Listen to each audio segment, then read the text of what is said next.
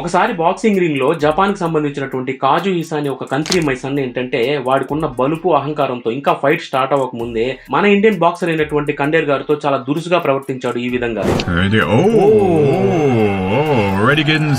వీటితో పాటు బయట దేశాల్లో చాలా మంది బలుపుతో కొట్టుకునే వాళ్ళకి అర్థం కాని విషయం ఏంటంటే ఏ ఆటలో అయినా గానీ గెలుపులో అయినా గానీ మన ఇండియన్స్ ఏంటంటే గెలుపు ఓటముల గురించి స్టార్టింగ్ లో ఆలోచిస్తూనే ఉంటారు. కానీ ఒక్కసారి మన ఇండియన్స్ ని ఎవరైనా గెలికారనుకోండి, ఇక ఏ ఆటలోనైనా సరే గెలుపు ఓటమి అనే ఆప్షన్స్ ఉండవు, కేవలం గెలుపు అనే శాసనం మాత్రం మిగిలిపోతుంది. ఫ్రెండ్స్, ఇక్కడ మెయిన్ గా మనం గమనించాల్సిన ఫ్యాక్ట్ ఏంటంటే మనోడు అంటే మన ఇండియన్ బాక్సర్ ఎవరైతే ఫస్ట్ ఆయన కొట్టినటువంటి కిక్ ఏదైతే ఉందో అది ప్రొఫెషనల్, కానీ ఆయన నెక్స్ట్ కొట్టిన దెబ్బలన్నీ కూడా పర్సనల్.